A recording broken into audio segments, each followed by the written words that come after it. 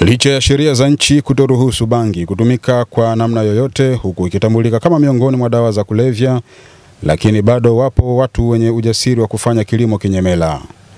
Kata ya Mtumbya mkoani Lindi inatajwa kuwa na changamoto ya kilimo hicho licha ya udhibiti unaofanywa na jeshi la polisi kupunguza kasi ya kilimo hicho. Lakini hapa mtendaji wa kata hiyo Hamisi Likombwa, akiwa mshiriki wa mafunzo ya uraia, utawala bora na masuala ya ulinzi na usalama kutoka Wizara ya Katiba na Sheria, anaeleza anavyokabiliana na kilimo hicho. Mashamba yale idadi rasmi sinayo, lakini yalikuwa mashamba zaidi ya 8 ya watu tofauti na yenye ukubwa sio chini ya eka moja kila shamba. Kwa hiyo baada ya kufanya hiyo program, ule uzalishaji wa kile kilimo umeshuka kwa kiwango kikubwa sana, sio kama ilivyo kwa kabla ya operation hii, kutokana na hali ya hewa, kwa sababu kwetu po uwanda wa juu ni eneo lenye baridi sana. Kwa hiyo wenyewe jaribu kufuatilizia, lakini wanasema kwa maeneo haya kutokana na hali ya hewa ya kule bangi haistawi. Ndiyo.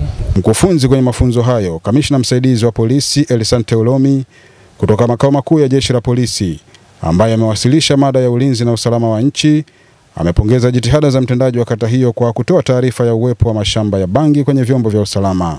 Tunatakiwa wawe mstari wa mbele katika kufichua uhalifu ulioko katika kata zao, kwa kutoa taarifa katika vyombo vya ulinzi na usalama.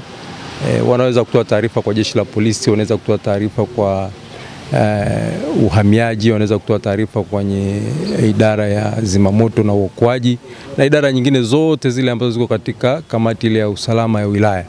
Hii inasaidia kwa kiasi kikubwa kuimarisha swala zima la ulinzi na usalama katika kata, kitu ambacho tunakisisitiza sana. Kwenye somo la ulinzi na usalama, watendaji wameelimishwa juu ya umuhimu wa wao kutoa taarifa za uhalifu zinapotokea kwenye kata zao, ambayo kwa kufanya hivi itasaidia kuboresha ulinzi na usalama kwenye kata zao, lakini vile vile kupunguza majukumu ya sekta nyingine kama polisi, kuifanya iwe rahisi kwao kulinda usalama na nchi kwa ujumla.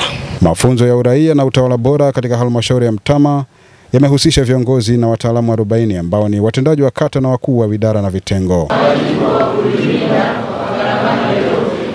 Hatuna taifa lingine, timiza wajibu wako.